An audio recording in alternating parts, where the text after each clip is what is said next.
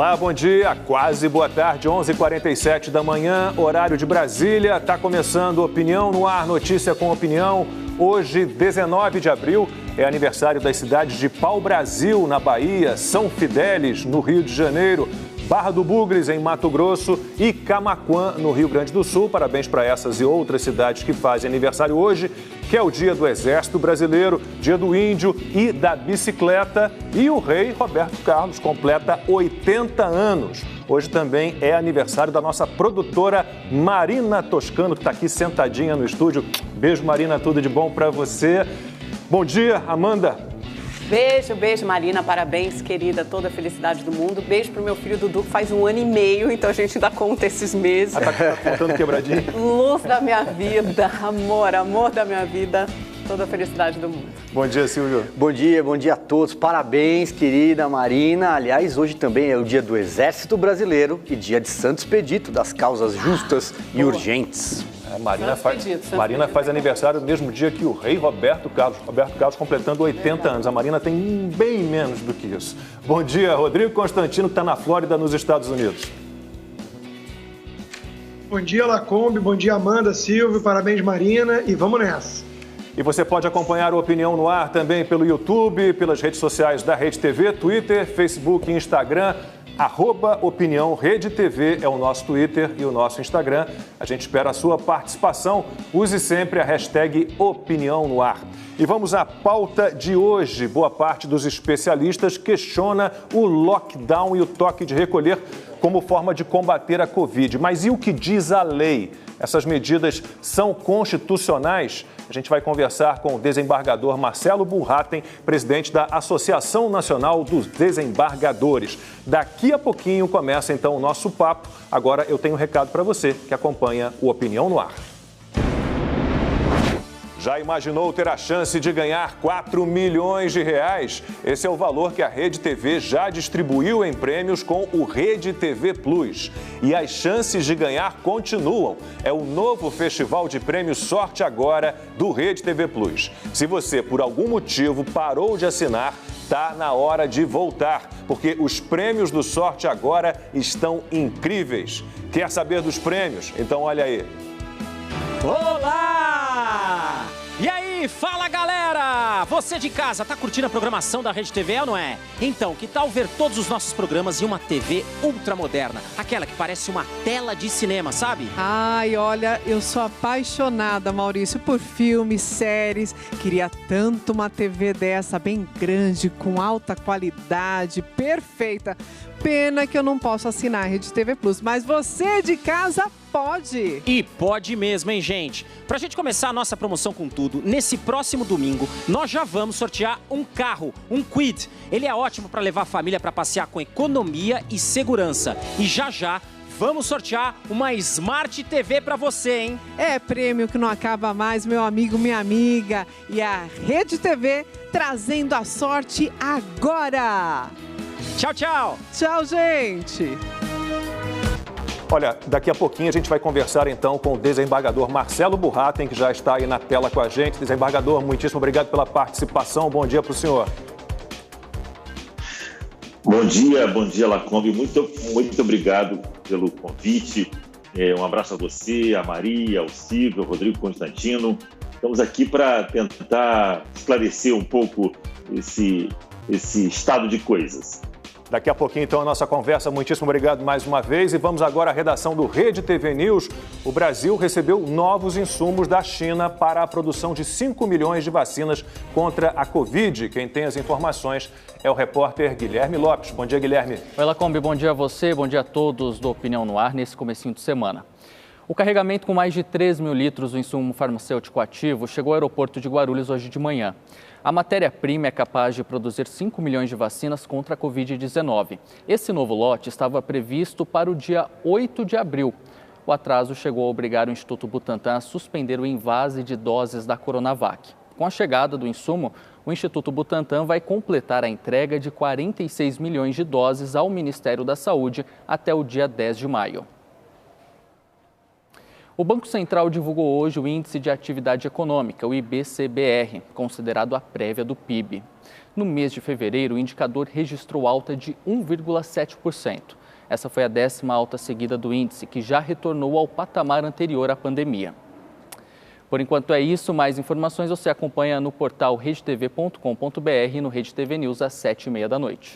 11h56, horário de Brasília, Opinião no Ar de volta, e a gente vai discutir, vamos falar de vários assuntos, né, ligados à justiça, mas vamos discutir prioritariamente as medidas restritivas de combate, teoricamente, combate à Covid, né? A gente tem tido perdas de liberdades quase todo dia, situação muito complicada, e a gente vai conversar agora com o presidente da Associação Nacional dos Desembargadores, o desembargador Marcelo Burratem. Desembargador, agradeço mais uma vez a sua participação. Bom, a gente tem perdido o direito de ir e vir, né, o direito ao trabalho, o direito livre ao trabalho. Essas medidas todas restritivas, a gente olhando para elas são constitucionais ou inconstitucionais? Caro Lacombe e telespectador do seu programa, que cada dia que passa é um ícone hoje da televisão brasileira, eu agradeço novamente estar aqui e poder falar um pouco sobre esse estado de coisas em que estamos vivendo. Vou responder a sua pergunta de forma objetiva. No meu entender, latíssima vênia, os que entendem o contrário e tudo, eu acho que é inconstitucional, Lacombe. Eu acho que é inconstitucional porque, Lacombe, o mundo, o povo, o cidadão do mundo, ele é hoje dividido em duas categorias, e sempre foi, tá, Lacombe? Ele é dividido entre os livres e os não livres. Nós, graças a Deus, vivemos num país de liberdades. As exceções existem, talvez até para confirmar a regra, Lacombe, mas vivemos num país democrático, e somos pessoas livres. E, Lacombe, quando a liberdade ele é um bem tão protegido, tão especial, que a lei autoriza que se tire a liberdade de alguém quando ele comete o chamado pecado capital, para mim, dos piores, que é tirar a vida de alguém. Então, tirando a vida de alguém, a lei autoriza, nos países democráticos, e que aquela pessoa fique sem a sua liberdade, portanto, preso. Então, você veja, a liberdade é tão séria, nos é tão assegurada, nos é tão íntima, que não é qualquer decreto e qualquer lei que pode tirar a nossa liberdade. Então, te respondendo assim, objetivamente, a gente terá tempo para dilucidar essa questão, ela é inconstitucional da maneira que está sendo, aplicada por conta dessa distorção no sistema legal que acabou se descobrindo no Brasil nos últimos 12, 13, 14 meses, né? Eu acho que há sim, então, para te responder, uma distorção do sistema legal brasileiro por conta da pandemia. Amanda Klein. Desembargador, boa tarde, seja bem-vindo à Opinião no Ar. Desembargador, esses países democráticos e desenvolvidos aos quais o senhor se referiu na sua resposta anterior, basicamente todos adotaram medidas restritivas em maior ou menor grau, referendados pelas suas respectivas Supremas Cortes e também pela maior parte da população, sem que isso tivesse soado ou fosse entendido como medida autoritária. O Supremo Tribunal Federal também se debruçou, pelo menos em 2 ocasiões, sobre essa questão e também considerou que essas medidas restritivas adotadas por estados e municípios são legítimas, legais, constitucionais. Como o senhor responde a esses fatos? Muito bem. Amanda, exatamente. O que a gente tem observado é que há uma certa distorção na aplicação dessa regra, dessas leis de menor porte, no meu entender. O que está acontecendo? A gente tem ouvido, eu tenho recebido e temos visto a polícia, Constantino tem falado sobre isso, a polícia entrar na casa das pessoas sem nenhum mandado. Entrar na casa dessas pessoas sem nenhum mandado, porque ali estaria ocorrendo, de alguma forma, uma pseudo-aglomeração, ou então um encontro de família. Isso é uma ignomínia. Ninguém pode entrar, a nossa casa, a nossa residência, o nosso lar é inviolável. E a lei, como todo mundo me diz, olha, Burratem, não existe direito pleno, direito que não tenha algum senão para o teu público ser mais claro. É lógico que não. Exemplo, para entrar na minha casa sem um mandado, há necessidade absoluta de que nesta casa esteja havendo um crime inafiançável. Não é qualquer crime que esteja acontecendo na minha casa, irregularidade ou qualquer atividade que autorize a polícia a entrar na minha casa, que minha residência é inviolável, e seguir as salas, os quartos, os banheiros, quebrando tudo. Então, respondendo objetivamente, eu sei que existem... o Supremo Tribunal Federal, ao determinar a validade das medidas, não se esclareceu a que ponto e a que nível a medida pode ser exercida. Então, não é esse estado de coisas que está se vivendo, infelizmente, no meu entender, acabou sendo um instrumento de luta política. No meu entender, uma manipulação, obviamente, clara a respeito desses temas. Silvio Navarro. Desembargador, boa tarde. Eu queria seguir aqui no fio e queria a avaliação do senhor sobre determinadas medidas até truculentas por parte, por exemplo, de guardas municipais, né, da GCM, também da Polícia Militar, mas muito menos, retirando pessoas de praças, de praias no litoral em diversos estados. Aqui no estado de São Paulo, isso foi flagrantemente demonstrado nas redes sociais. Se isso é constitucional ou não, e estendo um pouco a minha pergunta para aquilo que pode ser classificado como um ativismo judicial de determinados juízes que chancelam atitudes de prefeitos. Muito bem, muito boa pergunta. A princípio, eu te digo que essa retirada das pessoas, ela tolhe direito de ir e vir. Direito de ir e vir constitucional. Isso todo mundo sabe. Até minhas filhas, que são muito pequenas, já sabem disso. Porque eu falo todo dia disso. Porque somos pessoas livres. Se você eventualmente disser para essas pessoas que estão nas ruas usarem a sua máscara, o seu álcool gel, tentar estabelecer um parâmetro porque a doença existe.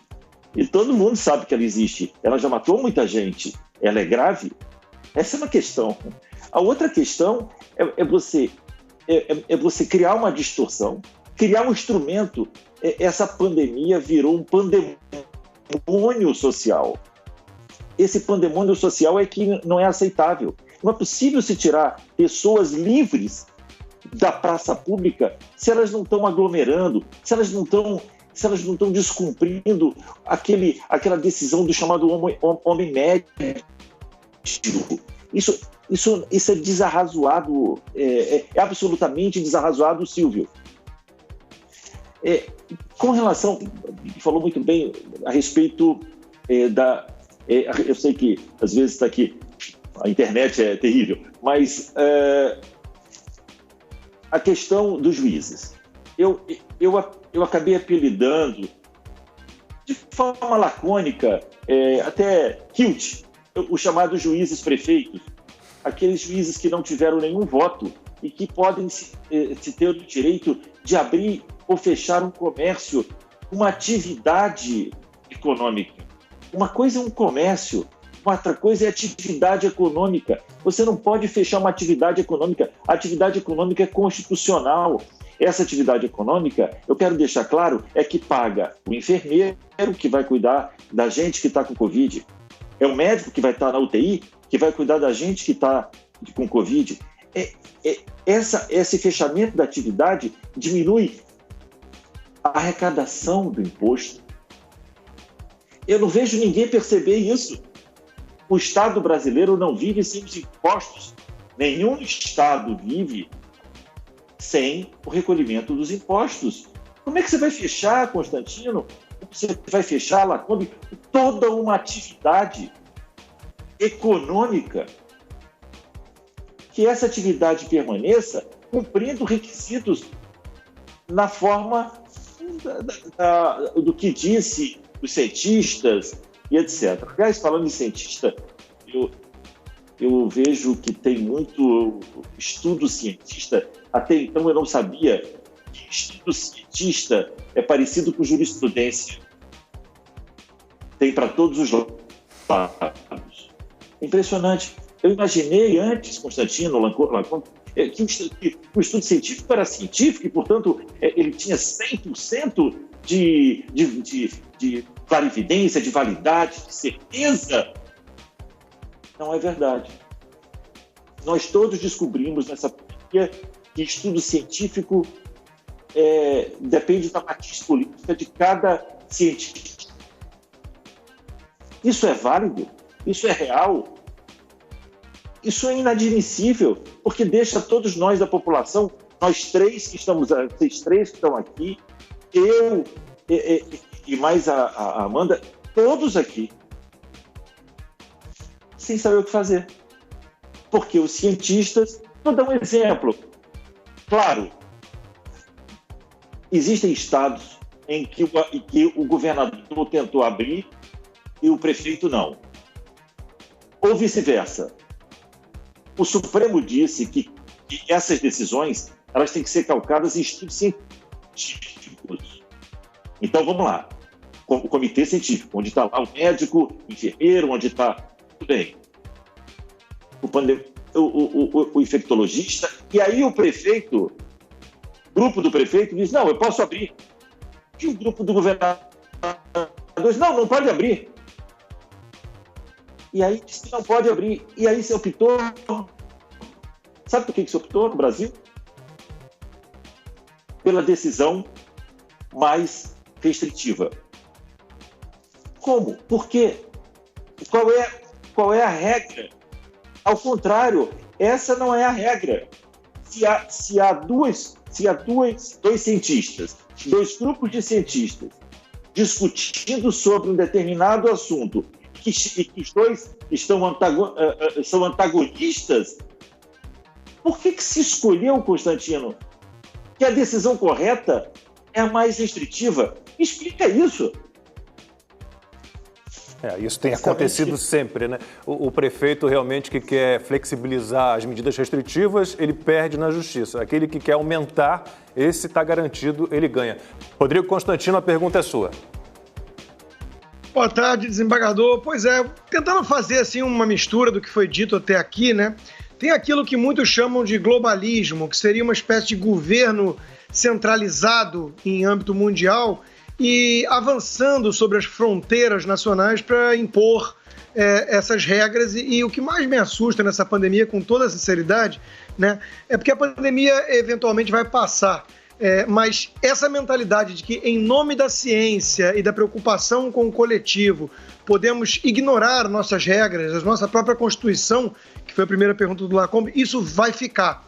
Então, repare que, como o senhor mesmo colocou, muitos falam em nome da ciência, mas ela é conflitante.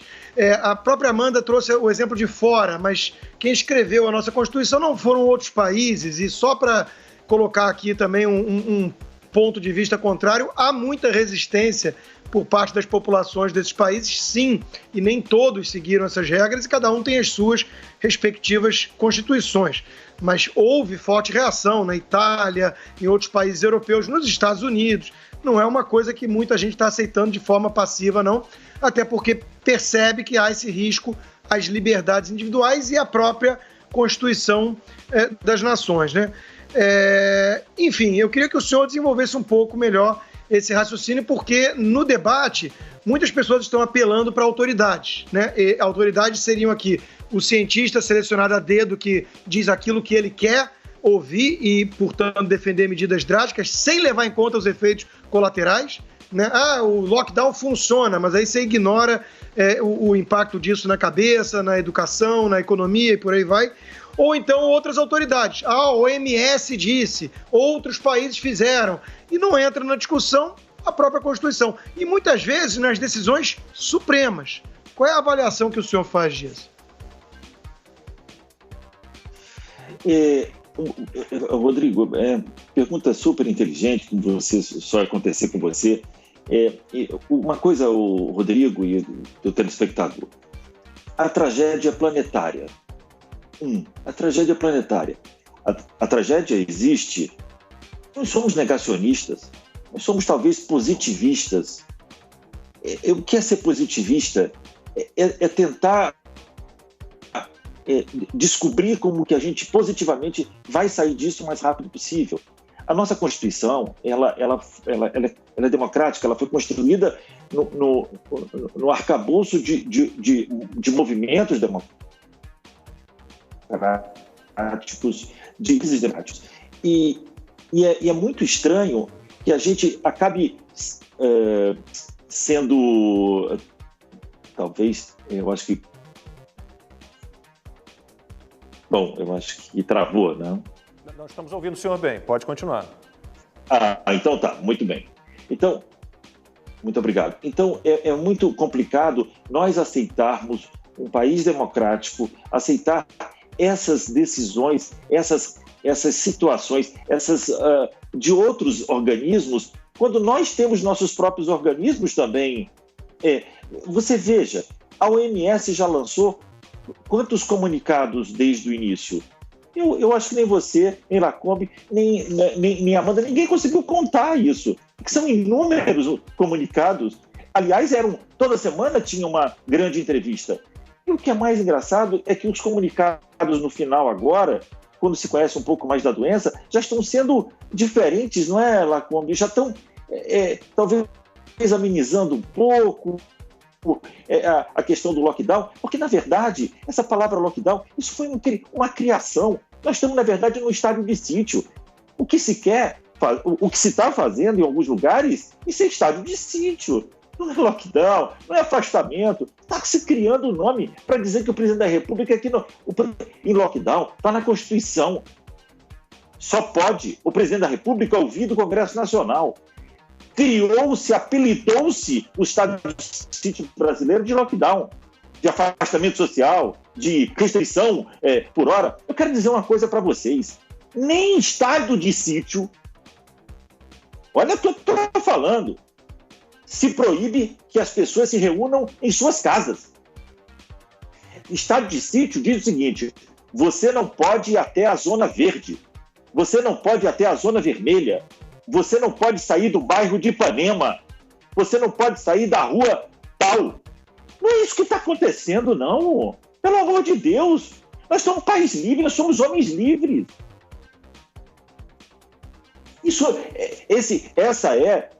Infelizmente, é uma pena que ainda poucas pessoas percebam a gravidade disso, porque depois, acabado, como você falou, Constantino, acabado essa pandemia, e vai acabar, todos aqui estão torcendo para acabar, só que a gente torce para acabar. A gente torce para acabar. Muito bem. Quando acabar, vamos supor, Constantino, que daqui a um ano um prefeito resolva dizer que no bairro tal não pode haver aglomeração, por algum motivo tal, que não seja mais a pandemia, porque ali naquela casa está o opositor dele. Está o opositor dele, candidato a prefeito também. Eu estou dando um exemplo do que pode ser o amanhã.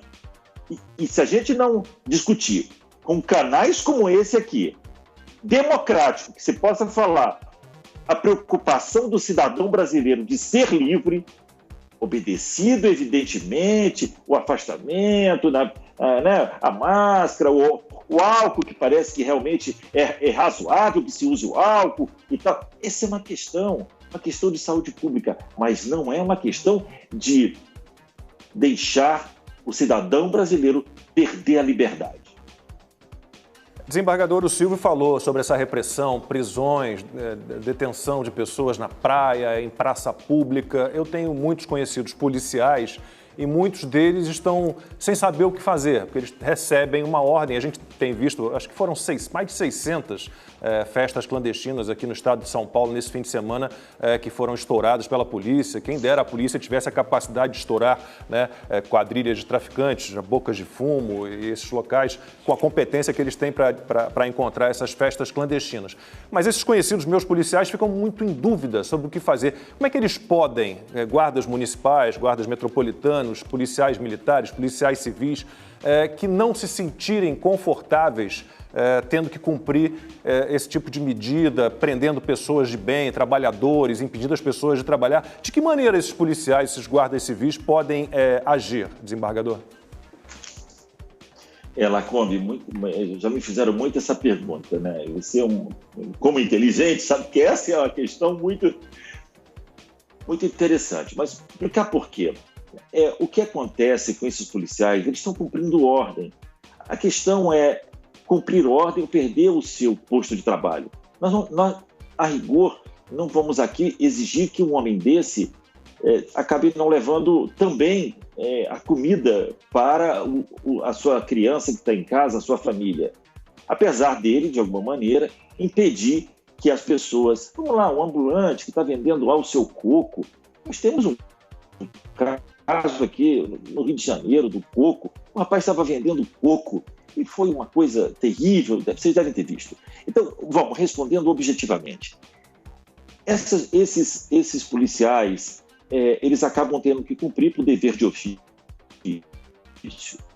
Agora, eu digo, Lacombe, que eles podem, essas pessoas, se eventualmente forem afastadas do serviço público porque tomaram esta ou aquela medida, há sempre o judiciário para recorrerem e, portanto, anularem esse ato administrativo de demissão, de exclusão, de suspensão e etc.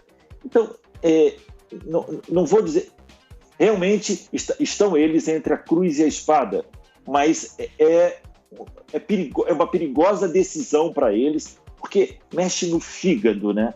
Mexe no coração. Ele precisa trabalhar para levar para casa, então... Agora, eu vou dizer a vocês, um policial que eventualmente cumpre uma decisão que é amplamente inconstitucional, notadamente inconstitucional, como entrar numa casa sem um mandado, esse pode sim ser processado pela vítima. Amanda. Esse sim pode ser processado pela vítima. E aí as consequências são as que vierem. Amanda. Desembargador, a gente tem falado muito aqui sobre as liberdades individuais, de forma geral, mas acho que a gente tem falado pouco sobre outros direitos também, que são o direito à saúde pública e à vida. E isso precisa ser contemplado também quando estados, municípios tomam as suas decisões e as medidas restritivas. Infelizmente, numa pandemia onde a transmissão se dá através do contato entre as pessoas, o Brasil e muitos outros países democráticos do mundo têm tomado a decisão de impor medidas restritivas. E o que o Supremo entendeu no último julgamento, agora já tinha entendido no ano passado, mas reforçou essa visão no julgamento sobre a abertura de cultos e templos religiosos, foi que essas liberdades ficarão subordinadas, sim, ao Estado, né, à coordenação do Estado, temporariamente, enquanto durar a pandemia. Eu acabei de ver um tweet aqui do Boris Johnson, que é o primeiro-ministro do Reino Unido. Ele tirou uma foto num pub. Ele acabou de voltar àquele pub, aquele bar né, dos ingleses, um bar tradicional, e falou que está feliz de estar reencontrando amigos e familiares num pub, finalmente. A gente trabalhou tão duro para chegar até aqui, né? Vamos continuar em frente, lembrando de lavar as mãos, o rosto, e sempre ao ar livre, encontros ao ar livre. Quer dizer, o exemplo do Reino Unido, que eu acho que é um país democrático, ninguém tem dúvida sobre isso, ninguém acha que o Reino Unido vai se tornar autoritário, mas impôs medidas restritivas muito mais duras do que essas que foram adotadas em qualquer estado ou município do Brasil até agora, por um período de 3 meses para conseguir baixar o índice de casos e mortes. Não é a mesma coisa aqui, acho que não está claro que essas medidas, elas não são uma ameaça autoritária daqui para frente, mas elas são medidas necessárias durante a pandemia. Amanda, o que acontece? Eu já vi pessoas abalizadas, né, dizerem que da maneira que está se fazendo, que esse afastamento... Porque, Amanda, Como você faz um afastamento desse se os trens estão cheios, os ônibus estão cheios? Eu não consigo entender como você não deixa... Olha só a dicotomia, Amanda. Como você não deixa o sujeito vender 4 cocos porque ele está causando não sei o quê? Mas você vai nas estações de trem, você vai nas estações de metrô, você vai nos ônibus, nos BRTs, você vai e está lá uma quantidade enorme de pessoas que precisam trabalhar, precisam botar dinheiro em casa. Essas pessoas, Amanda, elas precisam trabalhar de dia para comer de noite. O Brasil, diferentemente do exemplo que você deu, é um país pobre, muito pobre. 96% ou 97% da população brasileira, lá como pode me ajudar, ganha até um salário mínimo. Desembargador, hoje você vai impor essas pessoas dessa maneira? Desembargador, hoje 6 de cada 10 famílias brasileiras não sabem se terão alimentos suficientes amanhã. Essa é a situação. São 117 milhões de pessoas com esse eufemismo, passando por insegurança alimentar. Fome. Perdão, só para fazer um adendo. O senhor tem toda a razão, é contraditório mesmo que os transportes públicos continuem lotados, e o senhor tem razão também quando diz que o Brasil é um país pobre em comparação com o Reino Unido, por exemplo, que foi meu exemplo. Por isso mesmo é que o Estado precisa entrar com políticas públicas adequadas para atender a essa população, né? É o mínimo durante essa pandemia. E do outro lado também a gente tem o colapso das UTIs. Se as pessoas circularem livremente, a gente vai chegar a uma situação, como chegamos em Manaus e em outras cidades e estados também, uma situação bárbara de não ter atendimento, não ter kit de intubação, não ter oxigênio para fornecer a essas pessoas, não ter leito, né? Quer dizer, é o básico, o atendimento é o básico ali da saúde pública. Não tenho dúvida. A tragédia planetária, Amanda, a gente não nega isso. É planetária. O Brasil, Amanda, como você sabe, ele cabe, o nosso país cabe na Europa inteira, tirando a Rússia. Eu costumo dar um exemplo de Israel, que é um país evoluído, que já... Israel é considerado um pequeno estado brasileiro do Nordeste, Alagoas. Como é que você vai... Não é possível fazer essa comparação. Lá se fala em euro. Sabe quanto custa um euro? R$7. São países ricos, falando, obviamente, da Inglaterra. Eu não quis dizer que o Israel tem euro. Mas eu quero dizer para vocês que a nossa realidade é outra e tem que ser tratada de maneira diferente. Aceitamos que há uma tragédia planetária. Já morreram, pelo menos, várias pessoas no mundo inteiro, em cada país, em cada estado. Reconhecemos isso, mas a gente não pode negar que o Brasil, um país tropical, um país pobre, precisa trabalhar, precisa botar efetivamente alimento em casa durante a noite. Pessoas que trabalham de dia para comer à noite. É assim a regra. No Brasil, infelizmente, ainda é assim. Com relação aos hospitais, você falou bem, Amanda, nós falamos muito aqui há 7 meses atrás, dos chamados hospitais de campanha, Amanda. Cadê os hospitais de campanha, Amanda? Que poderiam estar ajudando agora tanto as UTIs. Caro Lacombe, nós acompanhamos a saúde brasileira, eu acompanho há pelo menos 40 anos. Todo santo mês havia uma mensagem de que as UTIs estavam lotadas, com ou sem pandemia. Eu estou errado? Não estou errado. As UTIs brasileiras sempre tiveram lotadas. É só ver. Agora, cadê os hospitais de campanha que poderiam ajudar nesse momento? Eu posso dizer que alguns estão sendo investigados pela Polícia Federal. Não é razoável. Então, Amanda, a sua preocupação é a minha preocupação. Existem perguntas que custam $1 milhão que talvez a gente não saiba e não possa responder. A única tristeza é que a gente vê vamos lá, o sistema judicial assoberbado. Infelizmente, os fóruns estão fechados, a grande maioria dos fóruns. Esses locais onde os fóruns estão fechados, os centros, estão abandonados. Eu moro aqui no Rio de Janeiro, como vocês sabem, o centro do Rio está abandonado.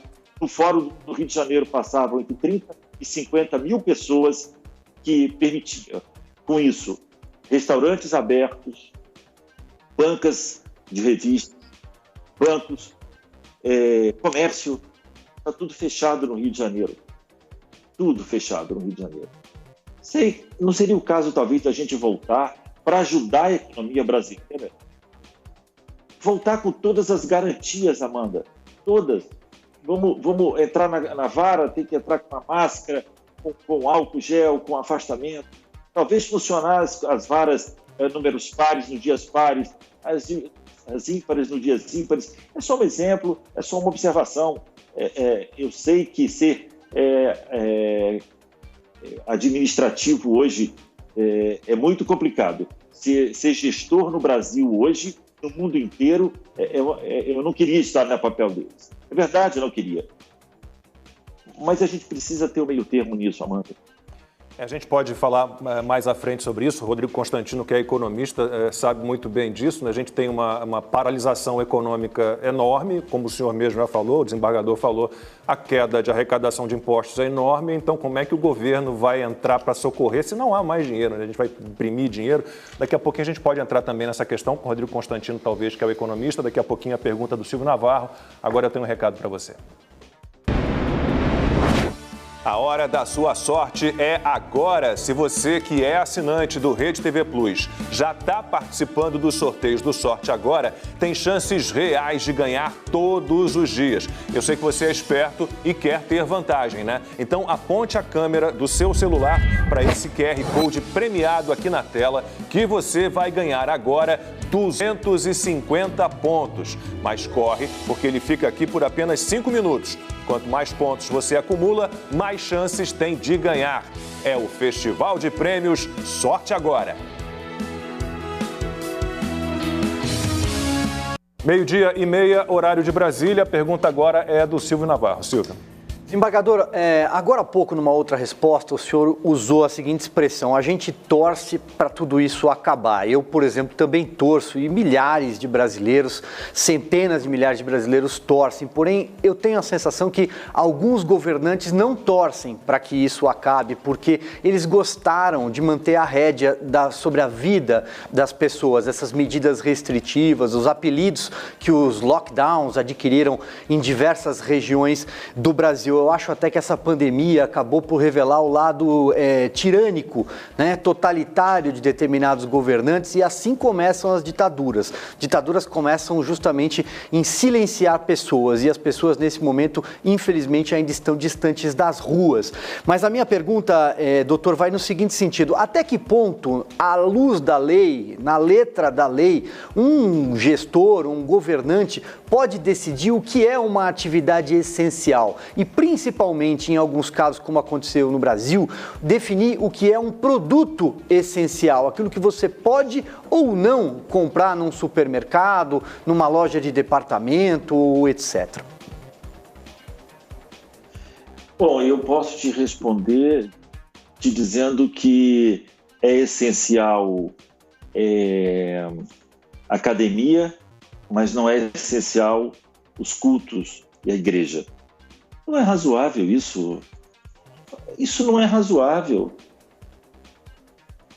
Como é que nós vamos entender que uma atividade ela é essencial subjetivamente para um gestor e a outra atividade subjetivamente não é essencial para outro ou para esse mesmo gestor?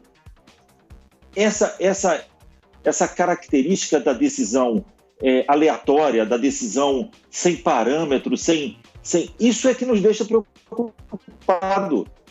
Você tocou num ponto excelente.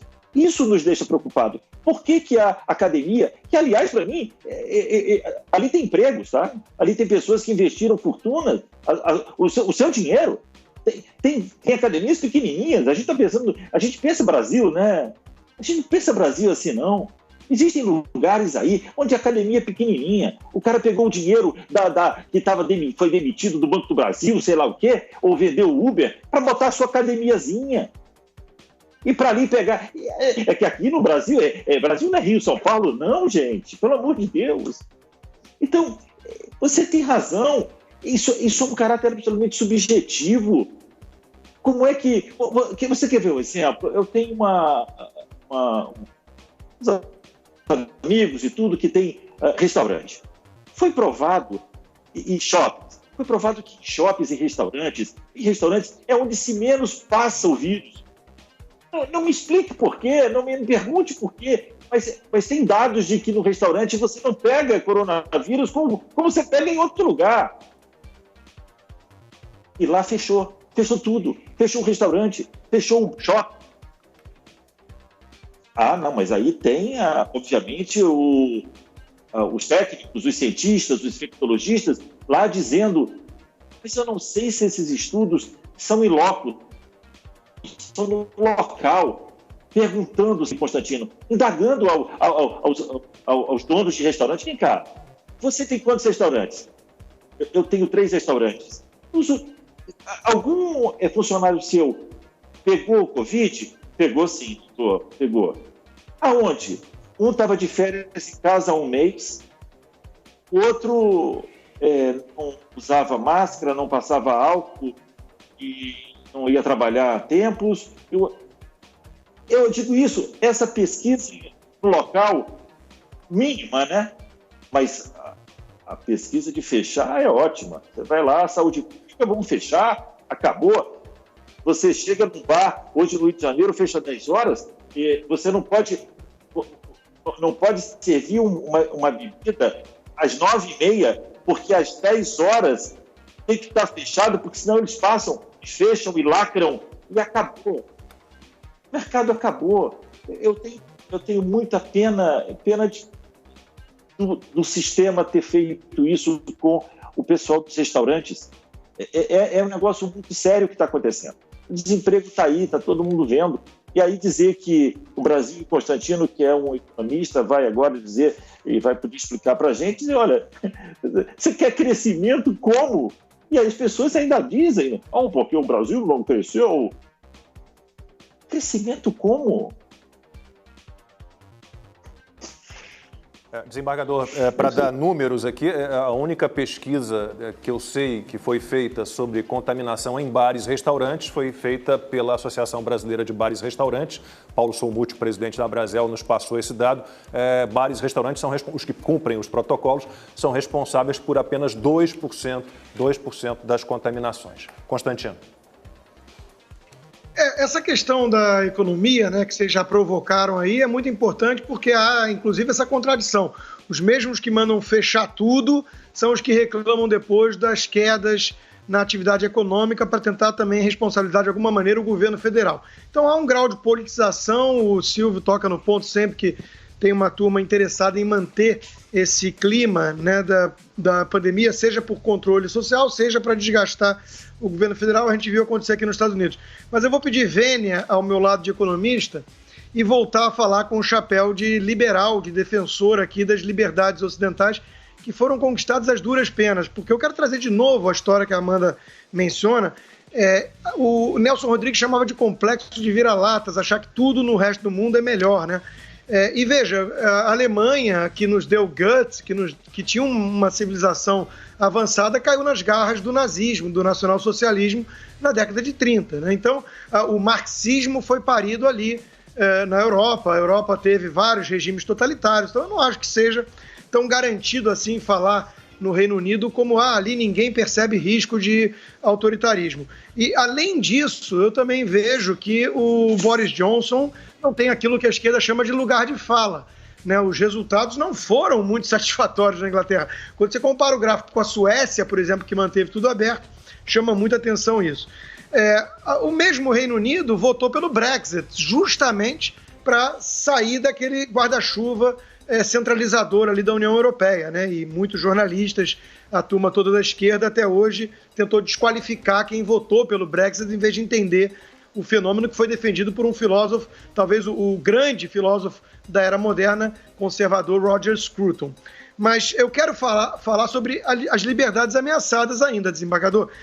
O ativismo judicial de quem perde nas urnas e tenta governar pelo tapetão está muito evidente. Nós tivemos agora mesmo a provocação do PSOL e do PCdoB, um partido que leva comunista no nome ainda, né, oficialmente falando, provocando o Supremo Tribunal Federal para um lockdown nacional. Quer dizer, partidos que claramente não têm nenhum apreço pela liberdade e ninguém vai acreditar que estão preocupados de fato com a saúde coletiva e tudo mais. Então é óbvio que diz respeito a isso, né? Tentar desgastar o governo, tentar usar o Supremo como instrumento, né? E querendo então provocar um lockdown nacional por meio do STF. Como é que o senhor enxerga isso, desembargador? Muito boa. Constantino, o ativismo judicial preocupa todos no judiciário. O que está acontecendo, obviamente, tem sido uma pauta minha da antes, a gente evitar e ser contra o ativismo judicial, porque o que acontece hoje é que acaba o judiciário, né, acaba sendo um pouco vítima disso, viu, Constantino? Não há nenhuma petição hoje, Constantino, nenhum recurso, nenhuma ação que não tenha um capítulo, abre aspas, da pandemia, fecha aspas. Constantino, eu recebia 120 processos por mês. Hoje eu recebo 170 processos por mês por conta da pandemia. Porque a mãe que recebe alimentos quer aumentar por conta da pandemia. O pai quer reduzir, que paga alimentos por causa da pandemia. O locatário o locador, né, o dono do imóvel, Constantino, quer o despejo por falta de pagamento. O locatário, Constantino, não pode pagar porque não tem renda, porque tem lockdown, porque está fechado. Então, o judiciário acabou desaguando tudo isso. E como a jurisdição está lá e à espera, acaba sendo assoberbada ainda mais com essas questões. No meu entender, há questões que o judiciário não tinha que se meter, como uma brincadeira que eu faço de forma tranquila, sem crítica maior, do chamado juiz-prefeito, que não teve nenhum voto, mas que abre e que fecha ao seu bel prazer por conta do seu perito judicial, que é, obviamente, um homem, um ser humano, e, portanto, um ser político que tem as suas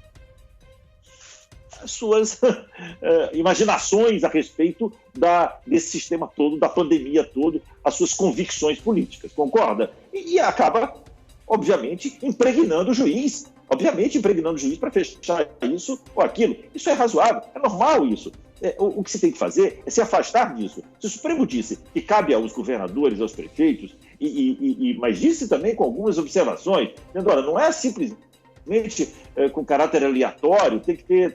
Mas então eu vou te dizer o seguinte, eu estou escrevendo e pensando o seguinte, nós estamos falando em impeachment de ministros do Supremo, estamos falando em CPI da Lava Toga e estamos falando em CPI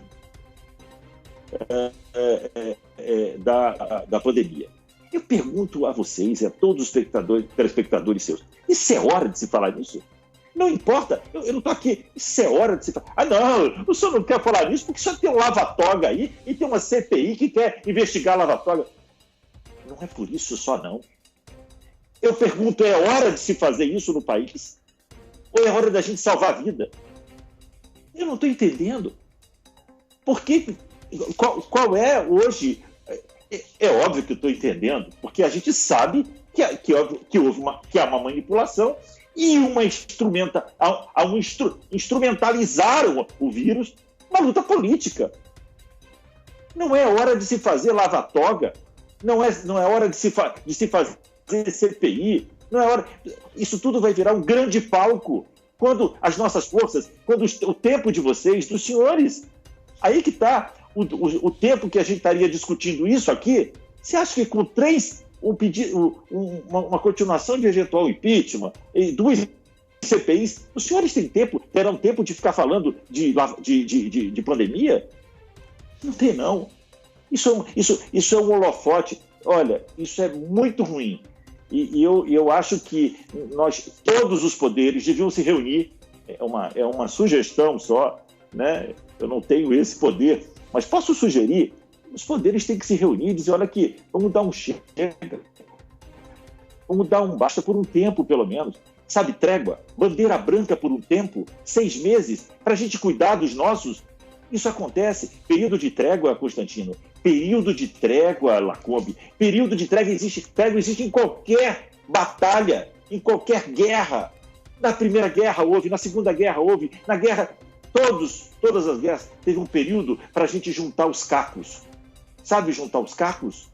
Recolher os mortos? Tratar dos feridos? Mas não. O Brasil quer CPI. O Brasil não, né? Estamos vendo que querem CPI.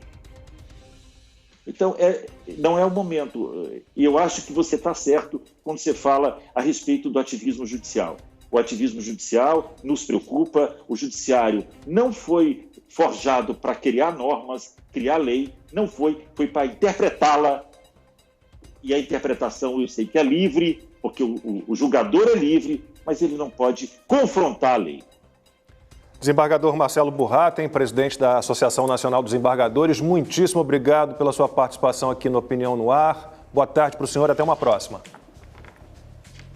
Muito obrigado a você, Lacombe. Muito obrigado pelo espaço, para a Amanda, para o Silvio, para o Constantino. Muito obrigado por tudo. E ao teu telespectador, paciência. Nós que agradecemos, desembargador. Até uma próxima. E falamos até agora com o desembargador Marcelo Burratem sobre as medidas restritivas que a gente tem em todo o Brasil. Ele falando da inconstitucionalidade de várias dessas medidas. E aí ficam 3 aspectos sobre o lockdown, né? Eu não vejo base científica no lockdown. Sempre falo isso, vou falar de novo. Quando a gente olha a lista de países com mais mortes por milhão, a gente encontra mais de 60%, né, são países que fizeram medidas restritivas, que adotaram medidas restritivas pesadas. Não vamos comparar países, olhamos os Estados Unidos, outro exemplo que a gente sempre dá aqui. Califórnia toda fechada, com números bem piores do que a Flórida toda aberta, Texas, estado de Nova York. Então a gente tem toda essa situação. Então não há base científica para o lockdown, sinceramente, não vejo, né? E há vários infectologistas, epidemiologistas que concordam, né? A gente tem, como confirmou o desembargador Marcelo Burratem, a perda de liberdades importantíssimas, direito de ir e vir, direito de trabalho. Então, há medidas, sim, inconstitucionais. E a gente tem um terceiro aspecto, que é: nós somos um país pobre, né? Principalmente para o Brasil. Olha o que a gente está gerando de fome e de miséria. E fome e miséria matam. Fora as pessoas que caíram em depressão, as pessoas que abandonaram tratamentos médicos. Então, há uma circunstância que a gente precisa olhar, né? Realmente, as medidas restritivas, elas têm um preço muito alto. Não vejo resultado efetivo. Número total de contaminações e de mortos, se você vai olhar, não muda, esse número não muda, né? Então, é uma situação extremamente delicada. A palavra franqueada, agora somos nós aqui. Ladies first, vai, Amanda, vamos lá. Eu acho que de tudo que você falou, Lacombe, eu concordo com esse terceiro ponto, terceiro aspecto. Eu acho que muitas vezes esse debate acaba deslocado para si, medidas restritivas funcionam ou não. Eu, ao contrário de você, vejo que sim, que elas funcionam. É só olhar para o gráfico de São Paulo, com as internações caindo quase 20% depois de um mês de medidas restritivas. Demorou para cair? Demorou, mas demorou para fechar também, né? A gente já estava num patamar muito alto de casos, mortes e internações. Então, todos os países ao redor do mundo, e pelo menos 150 países adotaram medidas restritivas, não porque quisessem fazer algo autoritário ou porque isso fosse beneficiar o governante de turno de alguma forma, muito pelo contrário, porque isso traz consigo muitos questionamentos, como os que o Lacombe fez, e muita impopularidade também, mas era a única coisa a se fazer dada a pandemia. E tem uma questão que são as leis, as regras da física, num vírus cuja transmissão, cujo contágio se dá pelo contato. Então, se você distancia essas pessoas, você consegue frear essa transmissão comunitária. Infelizmente, não existe como você abrir leitos no ritmo suficiente para dar conta de todas essas novas internações. Agora, esse outro ponto que eu gostaria de me debruçar, eu acho que merece uma discussão mais aprofundada, é a viabilidade de medidas restritivas num país mais pobre como o Brasil, que foi o que o desembargador Burratem colocou, né? É diferente fazer isso na Europa e fazer isso no Brasil. Isso sim, eu acho que tem que ser levado mais a sério, porque a gente tem condições completamente diferentes de população, de modo de vida, de trabalho, das pessoas que têm uma renda mínima e precisam do trabalho físico, do trabalho presencial. Então, isso eu acho que deve ser endereçado pelas autoridades que perderam tanto tempo nessa discussão, a meu ver, essa discussão inócua, né, de funciona, não funciona, poderiam ter se debruçado mais tempo em tentando coordenar uma ação, uma reação para justamente dar guarida ou dar um cobertor, um colchão social para essas pessoas que realmente precisam sair para trabalhar. Eu quero pegar então o teu fio sobre a viabilidade dessas medidas restritivas, lockdown, seus apelidos, enfim, chame como quiser. Fato é que essas medidas, elas têm sido tomadas pelos tais dos gabinetes dos cientistas, os gabinetes da Covid-19. Aqui no estado de São Paulo, por exemplo, é o grande clássico. O governador de São Paulo, João Dória, atribui todas essas medidas, aliás, muito impopulares, ao gabinete da Covid. Nesse gabinete, você tem profissionais, não quero desmerecê-los, mas que talvez não conheçam a realidade sequer da cidade de São Paulo, sequer do estado mais populoso da federação e suas reais necessidades, que não conhecem bairros. Eu quero citar aqui, por exemplo, o bairro de Cidade Tiradentes, onde foi erguido o maior conjunto habitacional da América Latina. Lá as pessoas não pararam, trabalham a meia porta, continuam pegando transporte público, trens, MTU, metrô, ônibus lotados, aliás, com a frota reduzida, inclusive, pelo próprio Estado e pela Prefeitura de São Paulo. Para essas pessoas, a vida não parou. Então, as medidas que esses senhores tomam são voltadas para quem realmente pode ficar em casa, né? Porém, infelizmente, a realidade é que a maioria das pessoas não pode ficar em casa, nem nunca pôde nesses últimos 13 meses. Constantino, daqui a 15 segundos o seu comentário. Constantino. Bom, sem precedentes não é a pandemia, né? Vivemos várias outras na história. Sem precedentes é adotar esse tipo de reação à pandemia. E o lockdown sendo a principal delas, muito arbitrária, autoritária e sem respaldo científico, né? Não é assim que se faz ciência, olhando São Paulo e ignorando a Argentina, olhando um lugar e ignorando o outro e por aí vai. Não é assim que se faz ciência. Além disso tudo, né, tem a questão do custo de oportunidade. Essas pessoas, normalmente, jornalistas, pessoas que podem fazer home office, funcionários públicos, né, não enxergam o custo de oportunidade, aquilo que não se vê, né? Separa todo mundo e vamos ver se reduz o contágio, o ônus da prova se exime da responsabilidade de provar, né, mesmo defendendo uma medida tão arbitrária, e ignora, então, o impacto todo disso no resto, né, da sociedade, na economia, na educação, na cabeça das pessoas, porque não leva muito isso em conta. Agora, eu acho que a nossa entrevista hoje deixou muito claro que as liberdades estão, sim, em risco. São medidas inconstitucionais, arbitrárias, não importa que outros países tenham adotado, e não foi bem assim, né? Vários não adotaram e estados foram diferentes da nação e por aí vai. Agora, nós estamos vendo aí cenas chocantes, né? O desembargador mencionou o vendedor no Rio de Janeiro de coco arrastado pela polícia, e aí houve uma desobediência civil ali que eu, particularmente, vibro em ver, porque está na hora de dar um basta. Está na hora de não aceitar passivamente esse tipo de coisa. A invasão na casa em São Paulo, né, com uma recepção ali particular, uma reunião, como se estivesse quebrando ali uma boca de fumo, né, invadindo a casa sem mandado, tratando as pessoas que nem criminosos, que nem bandidos. Isso é inaceitável, inaceitável. Quem passa pano para isso, porque está com medo da pandemia, infelizmente não tem a verdadeira noção do perigo. A gente precisa recordar também, né, em maio do ano passado, aquela cara do governador do estado de Nova York, o Andrew Cuomo, muito impressionado, porque 2/3, né, dos infectados, ele descobriu, tinham se contaminado cumprindo quarentena. Aliás, a gente então ignora um pouco essas contaminações em confinamento. Tanto o doutor Paulo Zanotto quanto o doutor Roberto Ceballos já citaram o mesmo exemplo, né? Essa é uma doença que está ali no vírus, está num morcego. E o morcego passa ali o dia inteiro, eles passam em cavernas. Então você já tem muita gente contaminada, você confinar essas pessoas, você acaba não evitando nada disso.